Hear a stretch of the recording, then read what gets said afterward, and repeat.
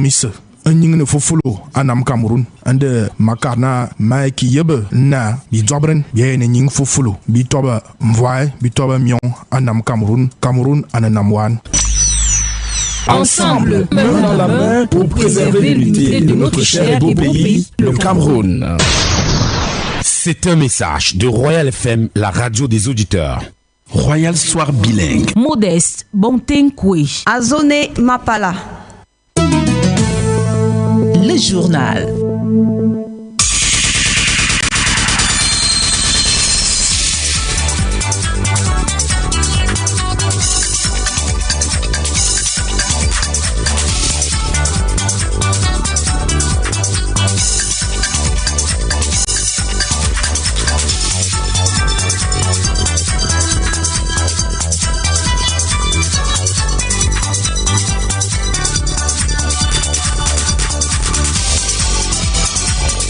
Bonsoir à tous et à toutes et bienvenue au journal bilingue de 18h sur ALFM. Bonsoir MAPALAH ZITA. Good evening, Modeste Bonte Nkouue listeners. Good evening, you are welcome. We begin with our top stories.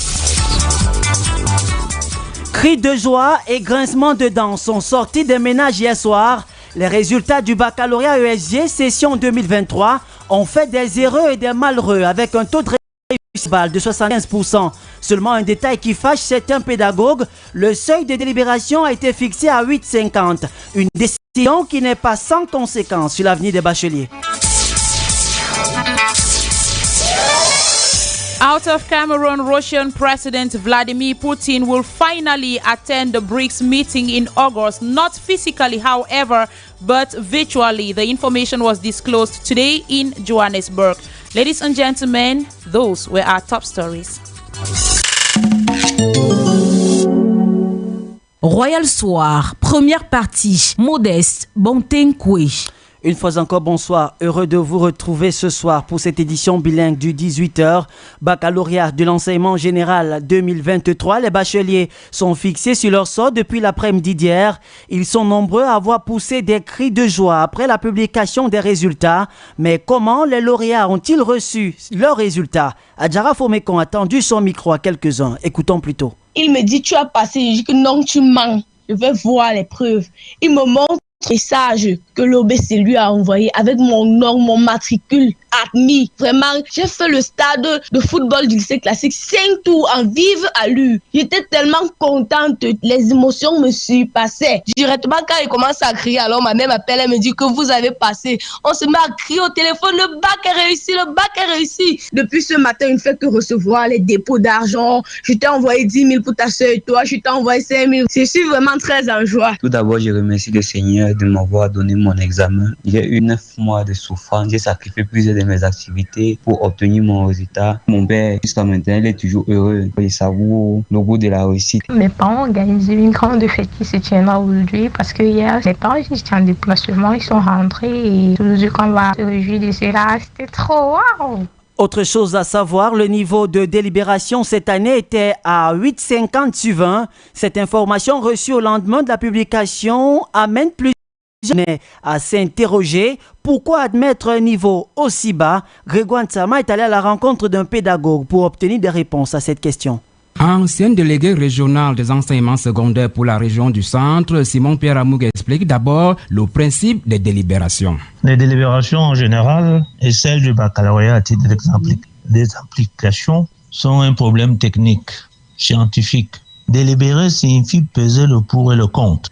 C'est dire que plusieurs paramètres, dans le cas d'espèce, entrent en ligne de compte. Mais le ministre est informé en tant que représentant de l'État et donne son avis après la physionomie générale des résultats. Faisant une comparaison avec l'ancienne époque où le mérite primait, notre pédagogue reconnaît que les délibérations de ce jour montrent que les données ont changé. À notre temps, à titre d'illustration, l'écrit était sur 200. Il fallait 100 pour être admissible du coup. Les candidats totalisant 98 points ou 99 points étaient ramenés d'office à 100 pour être admissibles. Et tous les autres étaient renvoyés à la deuxième session. Délibérer à 8,50 sur 20 peut peut-être être une solution pour relever le taux de réussite, mais pour Simon-Pierre Amougui, cela a un impact et démontre le vrai niveau des bacheliers. Aujourd'hui, les bacheliers reflètent le niveau qui est le leur. En pédagogie, on m'a enseigné que l'élève n'a pas de niveau. C'est à l'enseignant de mettre l'élève à niveau. Les bacheliers aujourd'hui reflètent donc le niveau de ceux qui les encadrent. Ils ne reflètent que le niveau, certainement, qui est celui des gens chargés de les encadrer. Il faut noter que les délibérations sont considérées comme le dernier niveau qui détermine le nombre d'admis à un examen. Les délibérations fixées à 8-5 ans n'ont pas que fait des heureux. Des candidats ont été recalés à cet examen. Les échecs se comptent aussi en grand nombre. Mais comment les parents reçoivent les résultats négatifs de leurs enfants? Quelques-uns nous livrent leur attitude au micro de Zavri Koufane. C'est la chance. Le matin, c'est la chance. Ma fille avait échoué.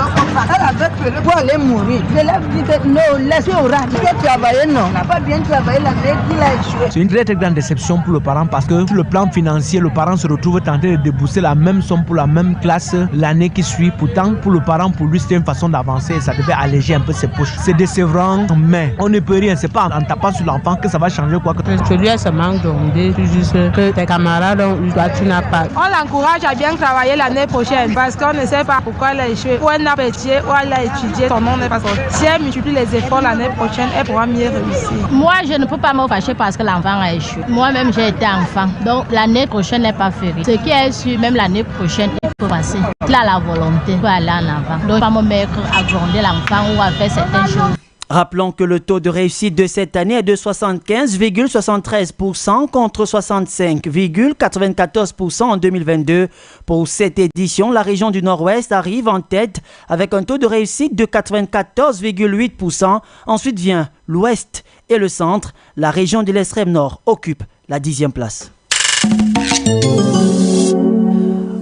Plans communaux et régionaux de développement, où en sommes-nous? Lors de la dernière session du Conseil national de la décentralisation, le Premier ministre a invité les exécutifs régionaux et municipaux à boucler la mise en œuvre de ces instruments. Mais comment y parvenir? Le regard des acteurs du développement local dans cet élément de Jean-Marie Anaba. Les plans communaux et régionaux de développement sont des instruments de planification qui permettent aux collectivités territoriales décentralisées de pouvoir assumer des projections. Leur actualisation telle que prescrite par le Premier ministre chef du gouvernement est une nécessité. Henri Séverin Assembeux, expert en gouvernance territoriale. Par exemple, lorsque vous avez la crise en Ukraine qui met en mouvement un ensemble de contraintes qui vont jusqu'à la dédollarisation du monde, vous comprenez que vous ne pouvez plus compter sur des documents adoptés il y a 3 mois ou bien entendu il y a 5 ou 6 ans. Selon le chef du gouvernement, les exécutifs régionaux et municipaux doivent adapter leur plan de développement à la stratégie nationale de développement à l'horizon 2030. À la commune d'Nkoula Famba par exemple, le maire Jean-François Ondigoona est paré malgré les obstacles à surmonter. Une des difficultés ici, c'est que nous n'avons pas de vision claire et nette sur ce que le secteur privé veut faire dans nos territoires. Vous arrivez un jour, vous découvrez qu'il y a une école qui est là. Vous ne savez pas pourquoi ni comment. Et ne respectez même pas la carte scolaire. Pour parvenir à cette mise à jour réussie, l'expert propose alors plusieurs paramètres comme préalables. Henri Séverin Assembeux, une fois de plus. Les plans de développement ont un coût, il faut bien payer. Dans les arbitrages sur les priorités à adopter par les communes, il est évident que la mise à jour d'un plan communal de développement peut ne pas être ressentie comme prioritaire là où nous avons des problèmes de route. Au ministère de la décentralisation et du développement local, l'on attend des propositions jusqu'au 30 septembre 2023 pour une synergie d'action. Parlons à présent d'économie dans ce journal. Subvention des carburants. Le gouvernement camerounais se soumet à la volonté du Fonds monétaire international qui préconise une diminution supplémentaire de l'enveloppe allouée aux transferts et subventions.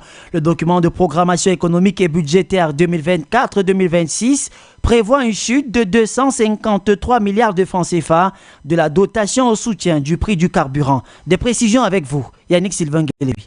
Le Fonds monétaire international n'a de cesse de mettre la pression.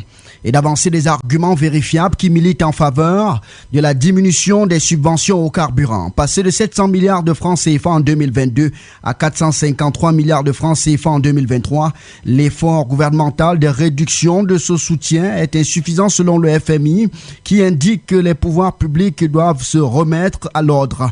C'est une perte de souveraineté regrettable selon Stéphane Kwame, économiste, et Pokamanissé, ingénieur entrepreneur. C'est normal que, voyant qu'à l'horizon d'autres sources de revenus comme les recettes pétrolières et tout peuvent devenir un peu faibles, c'est normal qu'ils commencent à en tirer que vous aurez quand même les moyens de rembourser ce qu'ils vous ont déjà donné. Donc c'est pas aujourd'hui. Tous nos pays vivent de l'aide avec le FMI qui est revenu à fort. C'est la faillite de l'État, non? Il faut attendre les aides, il faut... Selon le Fonds monétaire international, la subvention des prix à la pompe ne profite pas aux couches défavorisées de la société camerounaise. L'institution de Bretton Woods avance l'argument selon lequel les subventions au prix des produits pétroliers sont supérieures à celles réservées à la santé, à l'énergie, à l'eau, à l'agriculture, chose que le Fonds monétaire international trouve anormale. Pour l'économiste Stéphane Kwame, il faut appréhender la démarche du Fonds monétaire international comme celle d'un créancier. Non, je ne crois pas. Je ne crois en rien comme solution venant du FMI dans le sens de pouvoir booster nos économies parce que ça ne les intéresse pas. Je vous dis, c'est une banque et en tant que banque, ce qui les intéresse, c'est est-ce que mon client sera capable de me rembourser. Point. Je n'attends rien du tout de tout ce qui peut venir comme solution du FMI. Ils vous ont montré pendant le FMI est chez nous depuis 89, je pense. Donc, on est à 35 ans. Donc, il ne faut pas se tromper. La crise ukrainienne doublée du relèvement des prix à la pompe pourrait engendrer un cataclysme économique au plan local. Le gouvernement camerounais, dans ses prévisions, mise sur la réhabilitation et la modernisation de la Société nationale de raffinage qui, du fait de la réduction de ses unités en cendres, pousse l'État à dépenser pas moins de 692 milliards de francs CFA par an pour l'importation du carburant à l'étranger. Merci Yannick Sylvain Guelewi. Institut national de la jeunesse et des sports, le conseil de direction de l'instance s'est réuni en sa 10e session ce jour. Les travaux se sont tenus dans la salle des actes de l'INJS sous la coordination du président du dit conseil de direction, Abdoum Garoua, en présence de tous les membres et des invités. Je vous propose d'écouter Edmond Ebal-Minier, le directeur de l'INJS, au sortir des travaux. Il est au micro, Dani Lisette Ambassa.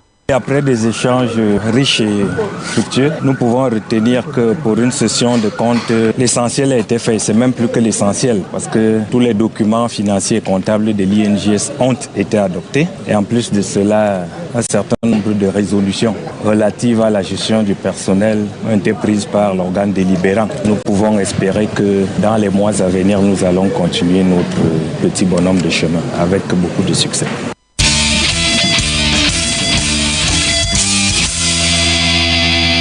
La page sportive. Et on reparle de l'accession en Elite Tour. La 3e journée des Interpools se poursuit depuis cet après-midi. Dans le groupe B, Krimi FC a perdu face à Olympique Biwangbanais, 0 but contre 2. Le leader de la poule B, Bafmin United, est tombé face à Puma FC, 2 buts contre 3. Bafmin United garde la première place avec 6 points, suivi de Puma FC, 3 points. Ngaoundéré FC est dernier au classement avec 0 points. The second part of the news in the English language with Azone Mapala. Welcome back. The executive director of UN8, Winnie Bianima, is currently at the UN Women's Head Office in Yaoundé, where she is exchanging with women leaders after her visit to the Chantal Bias Foundation and the audience at the Ministry of Secondary Education, still as part of her working visit to Cameroon.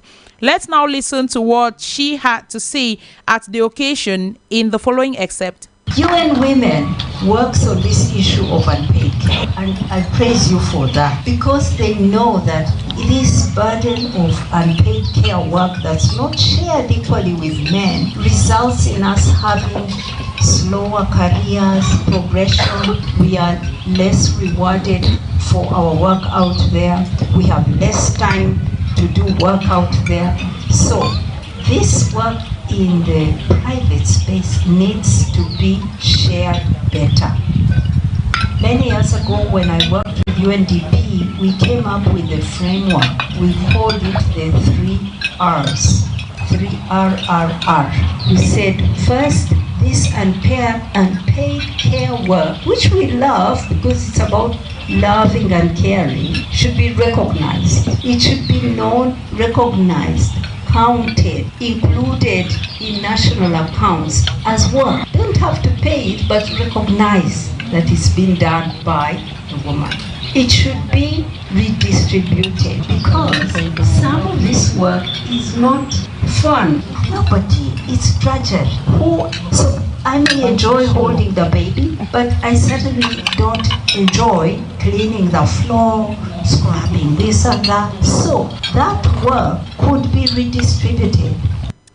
Here now is the resident representative of UN Women for Cameroon, Marie-Pierre Raki Chopin, in this excerpt. As we all know, the institution I have the privilege of representing here in Cameroon was created in 2010 following a great mobilization of women and their advocacy for a strong entity to be put in place for the full implementation of the Beijing platform and its action plan, and also to bring greater coherence to the UN system response to gender inequalities. Madam the Executive Director, dear guests, dear women leaders, you are here at home because, Madam, you are first and foremost a militant, a feminist activist before your titles linked to your responsibility within the United System. You have also, as a women leader, had the privilege of holding responsibilities at the highest level in your country, having been elected several times in your country's parliament and having headed the Association of Women Parliamentarians in Uganda. For all these reasons, you are here this afternoon among your peers. This dialogue session you will have with the women leaders from Cameroon here today, and whom I would like also to thank once again for accepting this invitation, will enable you to find out more about their commitment to gender equality and women empowerment in Cameroon, as well as their commitment in preventing and responding to HIV/AIDS, particularly the challenges of reducing the spread of HIV among young girls and preventing mother-child transmission. Both women were speaking to our reporter, Carol Prudence Tienchu.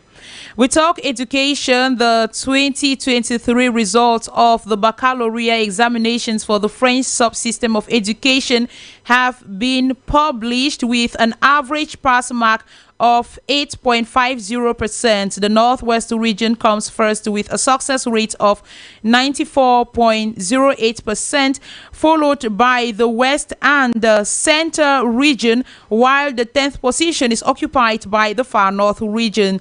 Now, how did candidates receive and react over their results?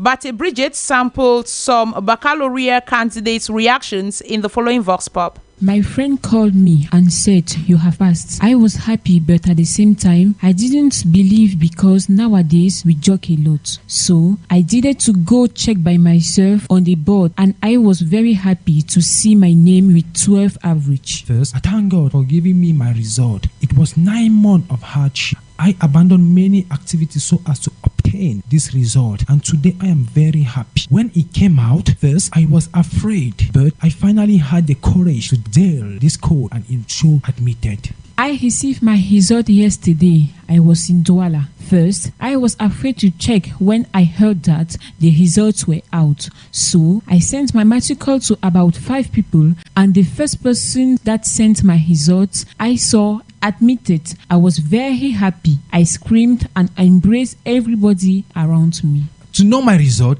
I dialed the code and I waited for about 30 minutes before the message came, and I was really in joy. I was emotional, and my parents also were happy. They gave me money, and with this money, I went out with my friends to celebrate my success. The results of the baccalaureate examination comes at a time when students and pupils are enjoying the third term holiday, and for some it was good news, while for others it was not their best. But parents have different reactions concerning the failure of their children. In this regard, our student intern Mbala Miris interviewed some Cameroonians on this issue and compiled their views in the following Vox Pop. my child fails exams, a girl for that matter, take a phone. For her to understand that money that waits like that. The child fails. The most important thing there is you have to communicate with the child, give the child some advice and encourage him and try to see from where his mistakes came from. And there are some cases where there's children that are very stubborn that sometimes they need to be flogged. So personally, I'm going to be making them understand that it's not the end of the world, and I'm going to be making them work hard because hard work pays at the end of the day. It is not a fatality. We all can fail, but it is how we apprehend the failure that makes us a success.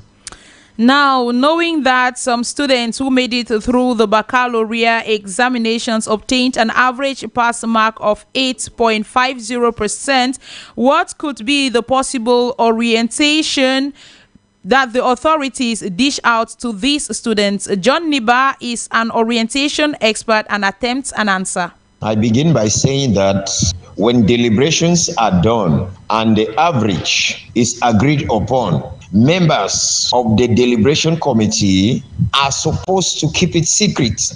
It is not supposed to be released because it will make other children who are still in school to think that they can also be promoted or they can also pass with such average, and it kills work. So I first of all blame those who made it public that children had baccalaureate with 8.50 average. Now, the next thing you have to understand is that Cameroon is not an island. Cameroon is located in the CEMAC sub-region, and what aspires in other CEMAC countries is considered. There is an objective according to education in the CEMAC sub-region, and no country will remain behind. It will not be good for other countries to deliberate and accept at 8.5 average for a child to succeed in the baccalaureate, and Cameroon decides that they must take 10. So there is also politics in that. You cannot look at it like that. Now, the educational system of Cameroon has been existing since, and children have been going to university with baccalaureate certificates. So you cannot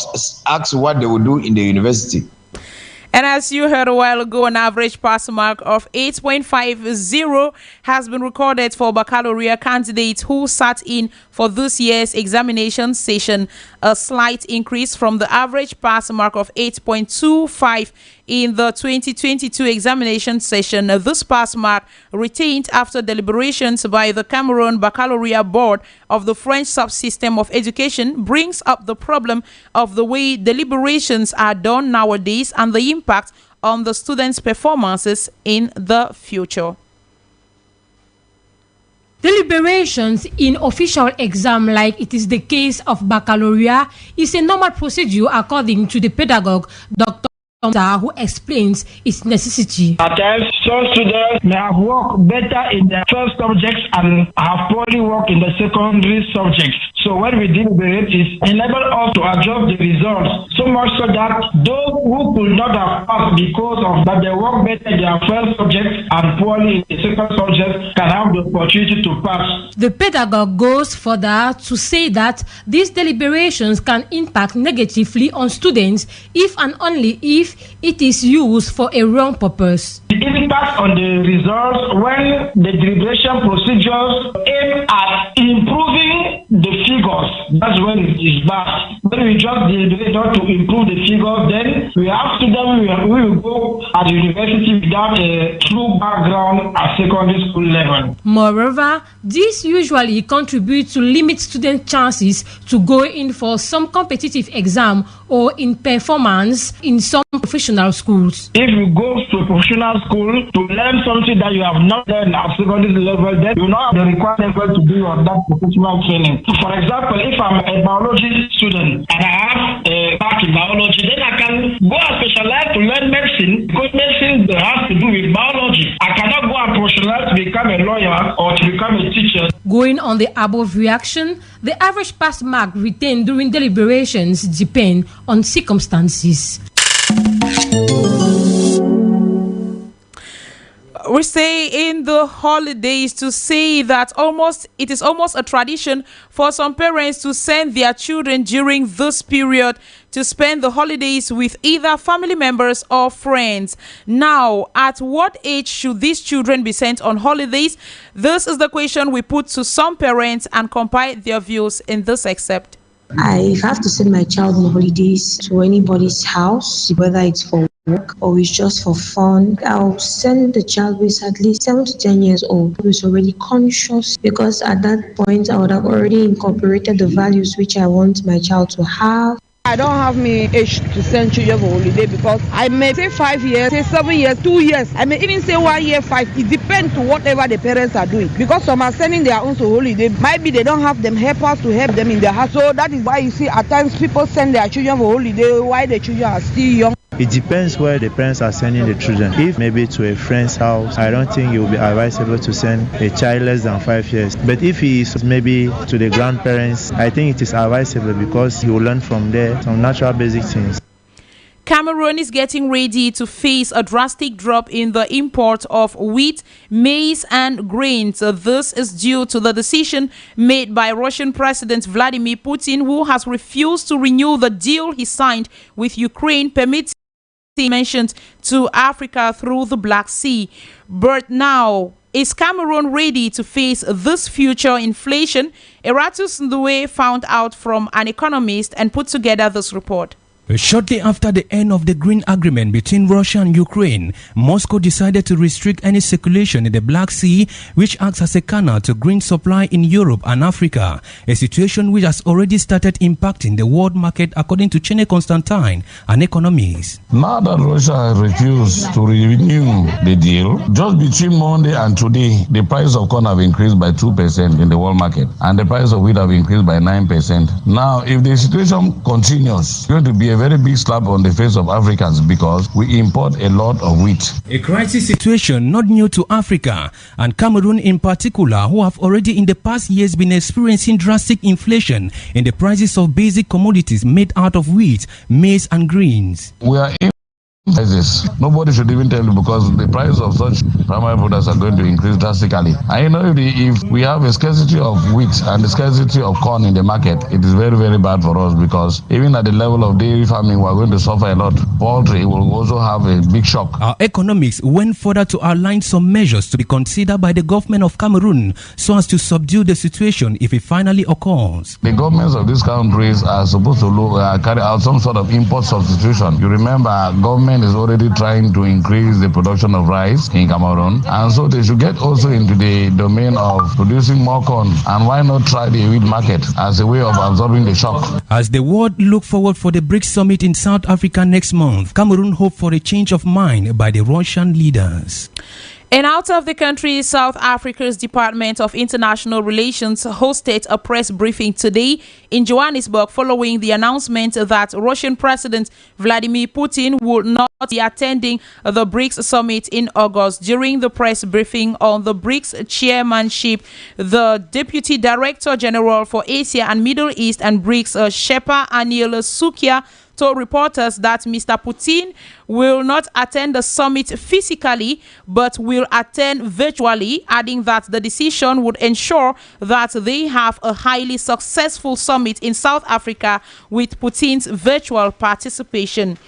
And in sports, the National Interpol Match Day 3 continued in Group B this afternoon, with Creamy FC losing against Olympique Biwong-Bane 0-2 during the first game. The second match saw the leaders of Pool B, Bafokeng United, stuck against the Puma FC in a 2-3 confrontation match.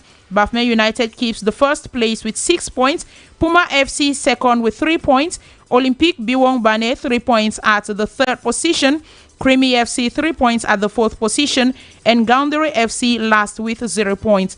As a reminder, Gaundere FC is exempted from this third day of the National Interpols.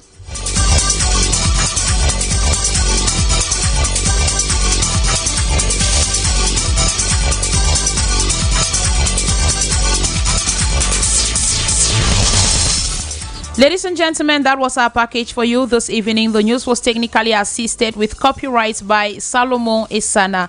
Jean-Marie Otto took care of the cameras for our Facebook Live. The news was produced by Christelle Mando and Claude Baokeng. Script editing, Florent Goyam, Fringwe Crispin. News editing, Bertrand Owona, Germain-Ta. Editorial coaching, Abel Bella Samari. Coordination, station manager, Jean-Patient Tala. And general supervision, Reverend Pastor Bisai Emmanuel Noel. For presentation, we are Modeste Bonte Nkouue and MAPALAH ZITA. Thanking you for listening and wishing you an interesting evening in the company of what's coming up next on Royal FM. See you tomorrow, Modeste. À demain, MAPALAH ZITA. Bonne soirée à vous, mesdames et messieurs. Ne quittez surtout pas, les programmes se poursuivent. Et juste après, Francis Libéral prend les commandes de Royal Choït. Bonsoir Francis, commandant libéral. Bonsoir Zita, Modeste Bonte, MAPALAH ZITA. Bonsoir à tous. Là, du show et rien que du show, mais ce soir. Jusqu'à 21h.